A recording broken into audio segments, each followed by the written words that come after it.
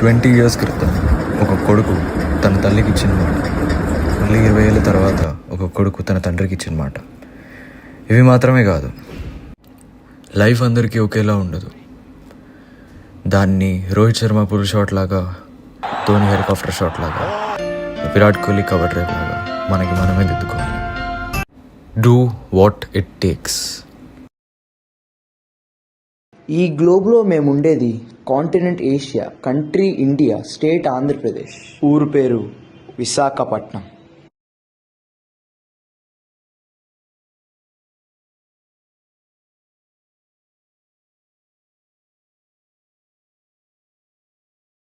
Sir finish చేసేసాను. అయిపోయింది sir, 2 files కూడా అయిపోయాయి. ఓ సరే జాన్, రే నాన్న ఎలా రా సార్. ఒక్క నిమిషం. రే రమ్మన్నా.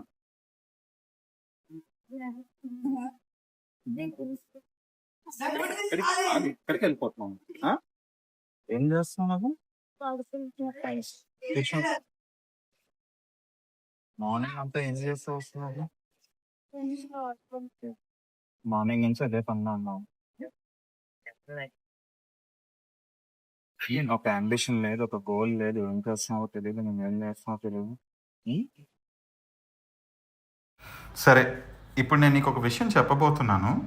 ఈ విషయం నేను నీకు చెప్పిన తర్వాత నువ్వు దాన్ని చూసి నేను చెప్పిన అవుట్పుట్ నుంచి నువ్వేమైనా ఇన్స్పైర్ అవుతావో, లేదా నాన్న ఎప్పుడు ఇంతే, ఎప్పుడు ఏదో ఒక బోరింగ్గా సోది క్లాస్ పీక్తా ఉంటాడో అని అనుకుంటే మాత్రం నేనేం చేయలేను. కానీ ఈ కథ ఏదైతే నేను చెప్తున్నానో అది చాలా జాగ్రత్తగా విను. అది కరెక్ట్గా చెప్పాలంటే ఈజీగా గుర్తుండిపోవడానికి ఆర్సీబీ ఫస్ట్ టైం కప్పు కొట్టిన ఇయర్ అది. So Instagram, Twitter, social media అంతా మారిమోగిపోయి విరాట్ కోహ్లీ మీద చాలా మంచి కొటేషన్స్, కోట్స్ ఇస్తున్న రోజులు అవి. ఆ ఇయర్ కప్పు గెలిచిన టైంలో మేమేమో మా ఫ్రెండ్స్ అందరం, మేము ఒక 6 మెంబర్స్ ఫ్రెండ్స్ ఉండేవాళ్ళం. మేమందరం కూడా అప్పుడే 10th క్లాస్కి వచ్చేసి ఆ ఆర్సీబీ కప్ ఎంజాయ్ చేసే ప్రాసెస్లో మేమందరం ఒక దగ్గర కూర్చుని మా గోల్స్ మేము డిస్కస్ చేస్తూ, వన్ ఆఫ్ మై ఫ్రెండ్స్కి ఆర్చరీ అంటే ఇష్టం. ఆర్చరీ అంటే మామూలుగా మనం ఒలింపిక్స్కి వెళ్ళి బాణాలు విసురుతూ ఉంటాం కదా, దాన్ని ఆర్చరీ అంటారు. అదంటే ఇష్టం ఒకరికేమో ఐఏఎస్ ఆఫీసర్ అయ్యి మొత్తం దేశానికి, కంట్రీని సర్వ్ చేయాలని గోల్ ఉండేది.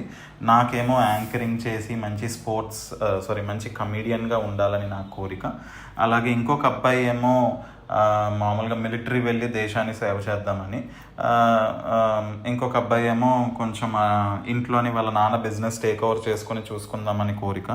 కానీ ఒక్క అబ్బాయి మాత్రం అసలు ఏ గోలు లేకుండా, అసలు ఏం ఆలోచిస్తున్నాడో, ఏం చేస్తున్నాడో కూడా తెలియకుండా ఉన్నాడు. కానీ ట్విస్ట్ ఏంటంటే లాస్ట్లో మా అందరికంటే వాడే బాగా సక్సెస్ అయ్యి గూగుల్లో చాలా పెద్ద మేనేజర్ పొజిషన్కి వెళ్ళాడు. అది ఎలాగో నేను నీకు తర్వాత చెప్తాను. మళ్ళీ మీరు ఎప్పుడూ కలుసుకోలేదా? నాకు తెలుసురా నువ్వు ఈ ప్రశ్న అడుగుతావని.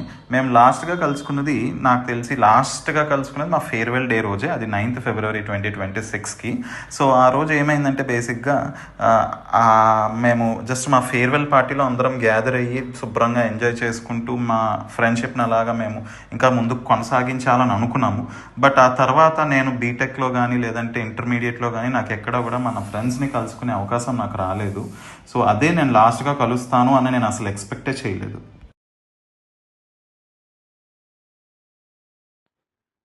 పొద్దున్నే 4ంటికి మమ్మీ వచ్చి లెగవడం. అప్పుడే మా 4 అయిందా, లెగవాలి, స్కూల్ ఉంది కదా ఈరోజు అని చెప్పి గుర్తు తెచ్చుకొని వెళ్ళి స్నానంకి వెళ్ళి వచ్చి రెడీ అయ్యి టిఫిన్ తినేసి స్కూల్కి వెళ్ళిపోవడం. ఇదంతా స్టూడెంట్ లైఫ్లో డైలీ రొటీనే, ఒక డైలీ రొటీన్ లాగా అయిపోతుంది. 9th క్లాస్ రోజులు ఎంత బాగుండేవరా నాయన. ఈ 10th క్లాస్కి వచ్చాక మరీ ఘోరం అయిపోయింది. పొద్దున్నే 4ంటికి మమ్మీ పూజలతో పాటు లేపేస్తున్నారు. డోర్ వేసేసి, బుక్కులు ముందు పడేసి, ఫోన్ ఎక్కడ పక్క రూమ్లో వేసేసి చదువుకోమంటున్నారు. చదువుకున్న తర్వాత వెంటనే స్నానంకి వెళ్ళిపోమంటున్నారు. అసలు ఈ ఇయర్లో లాస్ట్ 2 months అయితే నరకం. నవంబర్, డిసెంబర్ తట్టుకోలేము ఆ లాస్ట్ 2 monthsని. ఏం చెప్తాం, స్టూడెంట్ లైఫ్ అంటే మరి ఇంతే. పడాలి, పడిన ప్రతిసారి లెగవాలి, తప్పదు. అలా స్కూల్కి వెళ్ళిపోయి ఇంకా స్కూల్కి వెళ్ళాక అప్పుడు ఫ్రెండ్స్ ఉంటారు.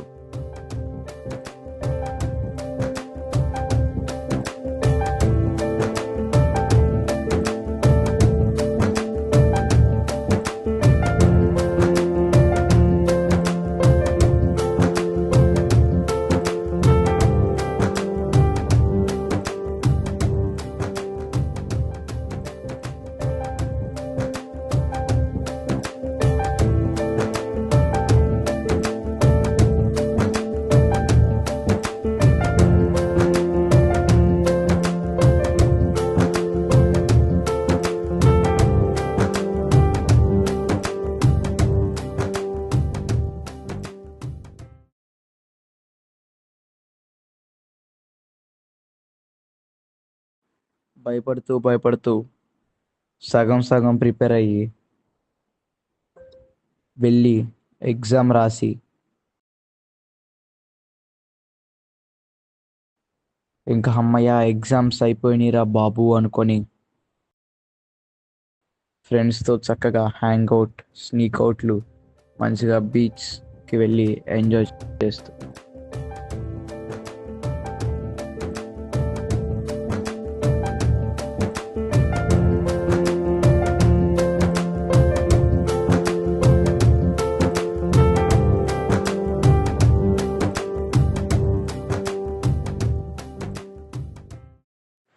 ఒకడేమో ఆర్చరీ అని, ఇంకోడేమో స్టాండప్ కామెడీ అని, ఇంకోడేమో ఐఏఎస్ ఆఫీసర్ అయ్యి సర్వ్ చేయాలని, ఇంకోడేమో ఏం పని పాట లేకుండా ఇన్స్టాలో రీల్స్ స్క్రోల్ చేసుకుంటూ చిన్నప్పటి నుంచే వాళ్ళ డ్రీమ్స్ వెనకాల వాళ్ళు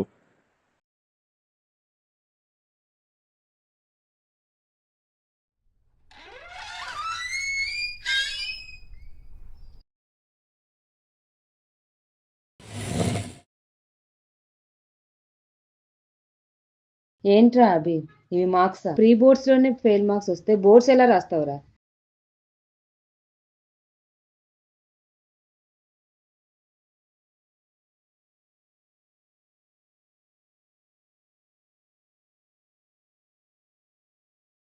ఈరోజు మీ క్లాస్ అందరి మధ్యలో నా పరువు పోయిందిరా. మీ ఫ్రెండ్స్ ని చూసైనా మారు. ఒకడేమో ఆర్చరీ అని, ఇంకొకడేమో యూపీఎస్సీ క్రాక్ చేయాలని, ఇంకొకడేమో స్టాండప్ కామెడీ అని లైఫ్ లో టార్గెట్ పెట్టుకున్నారు. నువ్వేమో ప్రీ బోర్డ్స్ ఫెయిల్ అయి కూర్చున్నావు.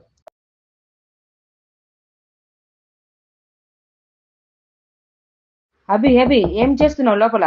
బయటికి రా. అప్పుడే చదివేసి ఉంటే ఇప్పుడు ఏడ్చే అవసరం వచ్చేది కాదు. ఇప్పుడు ఏడ్చినా యూజ్ లేదు. నిన్ను సింగిల్ పేరెంట్ గా పెంచి నీకు ఏది కావాలో అది కొనిచ్చాను కదరా. నా కష్టానికి నువ్వు ఇచ్చే వాల్యూ ఇదేనా?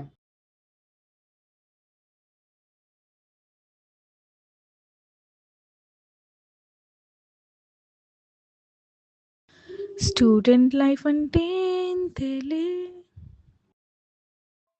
కష్టం వచ్చినా నష్టం వచ్చినా కరగనిది ఫ్రెండ్షిప్పే, కన్నీరు బుట్టలో ఆనందం వెతుక్కోవాలి.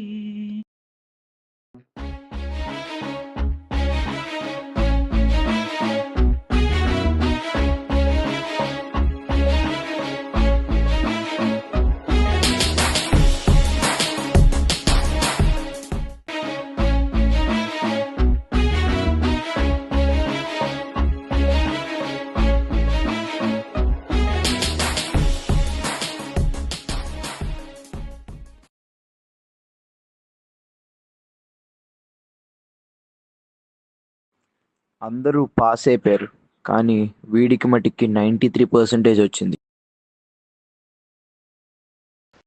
ఆ రోజు వాడు బీచ్కి జెర్సీ మూవీ సీన్ రీక్రియేట్ చేయడానికి వెళ్ళాడో, లేకపోతే బీచ్లో ఉన్న కపుల్స్ని డిస్టర్బ్ చేయడానికి వెళ్ళాడో తెలియదు, కానీ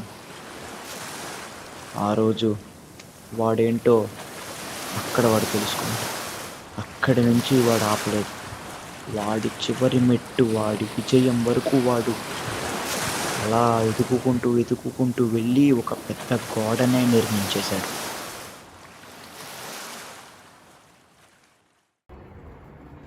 అందరూ మంచి మార్కులతో 10th పాస్ అయ్యి వేరే వేరే కాలేజీలో జాయిన్ అయితే వీడు ఒక్కడి మటుకి వైజాగ్లోనే ఆకాష్లో జాయిన్. ఎందుకంటే వీడి అకాడమీ వైజాగ్లోనే ఉంది కాబట్టి. ఆ ఫ్రెండ్స్ని మిస్ అవుతున్నానే అని చెప్పి డల్గా ఉన్న వీడి లైఫ్లో ఒక ఇద్దరు ఫ్రెండ్స్ దొరికారు.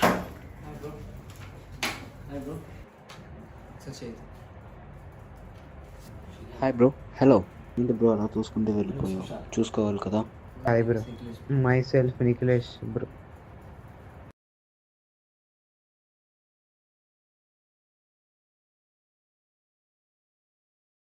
Sorry bro, sorry. ఎక్కడికి బ్రో?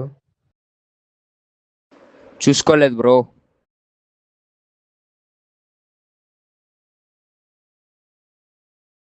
Let's be friends.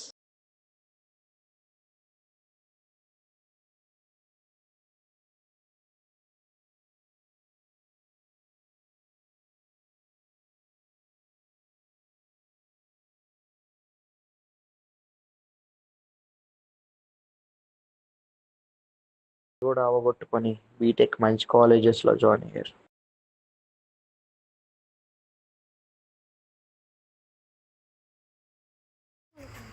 చిన్నప్పటి నిఖిలేష్ పెద్దయ్యాక ఒక మంచి ఆర్చరీ కోచ్ అయ్యాడు. ఎన్నో అవార్డ్స్ అందుకున్నాడు. ఎంతోమందికి ట్రైనింగ్ ఇస్తున్నాడు. అలాగే మిగిలిన ఫ్రెండ్స్ కూడా వీళ్ళతో కాంటాక్ట్ లేకపోయినా సరే అందరూ వాళ్ళ లైఫ్లో బాగా సెటిల్ అయిపోయారు. వాళ్ళ ఫ్యామిలీతో మంచిగా హ్యాపీగా ఉన్నారు. మావా, నువ్వు చాలా మారిపోయావు.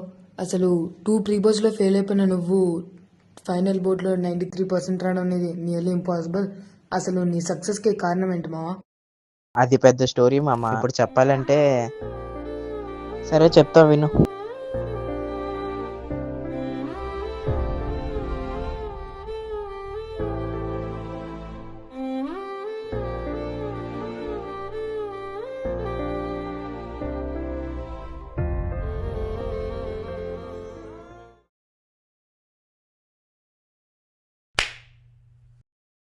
ఎందుకు కొట్టావు?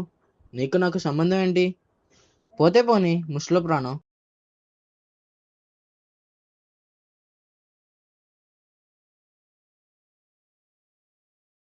టూ ప్రీ బోర్డ్స్ ఫెయిల్ అయిపోయాను. టీచర్స్కి నా మీద నమ్మకం పోయింది. ఇంట్లో నా మీద నమ్మకం పోయింది. అంతవరకు ఎందుకు, నా మీద నాకే నమ్మకం పోయింది. కార్ ఎక్కుతుంటే కార్ దిగిపోమన్నారు. అందరికీ లోకు అయిపోయాను. జగదంబ నీకు ఎందుకు అందరూ అన్ని అనరాని మాటలు అంటుంటే రోజు ఏడ్చి ఏడ్చి నా తలగాడ కవర్ వెలిసిపోయిందేమో కానీ నా బాధ మటుకు తీరలేదు. అంతవరకు ఎందుకు, చిన్నప్పటి నుంచి నన్ను కని పెంచి పెద్ద చేసిన అమ్మే నన్ను నమ్మట్లేదంటే చాలా బాధగా ఉంది. నువ్వు చెప్పిందన్నీ విన్నాక నాకు నవ్వాలా ఏడవాలో అర్థం కావట్లేదు. ఎవరో నిన్ను కారు దిగిపోమన్నారని, ఎవరో నిన్ను జగదాంబ అన్నారని, లేకపోతే నీ ఇంట్లో వాళ్ళే నిన్ను నమ్మట్లేదని, నీకు చదువు చెప్పే ఉపాధ్యాయులు నిన్ను నమ్మట్లేదని నువ్వు ఇలాంటి పిచ్చి పనులు చేయవసరం లేదు. మార్క్స్ ఆర్ నాట్ నాలెడ్జ్, అది గుర్తుపెట్టుకో. మార్క్స్ అనేవి మన ఎడ్యుకేషన్ సిస్టంలో ఒక పార్ట్ అంతే. నువ్వు బయటికి వెళ్ళాక, నువ్వు ఒక ఇంటర్వ్యూకి వెళ్ళాక నీ సర్టిఫికేట్ చూడొచ్చు, నీ రెజ్యూమ్ చూడొచ్చు, దాంట్లో ఉంటాయి నీ పర్సంటేజెస్ అన్నీ. కానీ వాళ్ళు అక్కడ నేను టెస్ట్ చేసేది నీ కమ్యూనికేషన్ స్కిల్స్ ఎలా ఉన్నాయని, నువ్వు ఏ విధంగా మాట్లాడుతున్నావు అని, నువ్వు ఎట్లా బయట బిహేవ్ చేస్తున్నావు అని చూస్తారు. కానీ నేను నీ ఫ్రెండ్స్ కార్ ఎక్కితే కారు దిగిపోమన్నారా, లేకపోతే నేను జగదాంబ అన్నారా, లేకపోతే ఇంకేం ఎక్సెట్రా ఎక్సెట్రా ఇంకేమన్నా అన్నారా, వాళ్ళు యాస్థెటిక్ పబ్స్కి వెళ్తున్నారా, నువ్వు ఎక్కడికి వెళ్తున్నావా ఇక్కడికి వెళ్తున్నావా అని వాళ్ళు చూడరు. నిన్ను చిన్నప్పటి నుంచి కానీ పెంచి పెద్ద చేసిన తల్లి అయి ఉండొచ్చు, కానీ ఆవిడికి నీ మీద నమ్మకం ఎలా చచ్చిపోద్ది. నువ్వు అక్కడి వరకు తెచ్చుకున్నావు నమ్మకం చచ్చిపోయేంత వరకు. కానీ ఆవిడ గుర్తుపెట్టుకో, ఇంకొక గట్టిగా 2 నెలలు ఉన్న నీ చేతిలో ఇప్పటికే మించిపోయింది ఏం లేదు. నీలో చేసే దమ్ము కలేజా ఉండాలి. కానీ ఇప్పటి నుంచే నువ్వు మొదలుపెట్టి గట్టిగా నీ బెస్ట్ షాట్ ఇవ్వచ్చు 10th క్లాస్ స్పోర్ట్స్కి. 10th క్లాస్ అనేది లైఫ్లో ఎండింగ్ కాదు. నువ్వు ఇంకో గట్టిగా ఒక 10 years ఎగ్జామ్స్ రాస్తావు, ఇది ఫర్ షూర్. అండ్ నెక్స్ట్, నువ్వు ఈ పని ఎందుకు చేసుకుందాం అనుకున్నావు నాకైతే తెలియదు. కానీ నీలాగా ఎంతోమంది వీటికి ఇబ్బంది పడుతున్నారు. కనీసం ఇప్పటికైనా మారు. నీలో కొత్త అభిషేకం బయటికి తీసుకొనిరా. నువ్వు మారగలవు, నాకు తెలుసు. నీలో ఆ దమ్ముంది. సరే కానీ అసలు ఎవరు నువ్వు? ఈ చుట్టుపక్కల అసలు ఎప్పుడూ నేను చూడలేదు. హే ఆగు, ఇంత చెప్పాడు, నన్ను మార్చాడు, ఎక్కడికి వెళ్ళిపోయాడు. నువ్వు చెప్పిందంతా విన్నాను మావా, నమ్మాను, అర్థమైంది కూడా. అసలు ఆ రోజు వచ్చింది ఎవరు మావా? దేవుడు. దేవుడా? అసలు ఏం మాట్లాడుతున్నావు మావా? ఇది నిజం.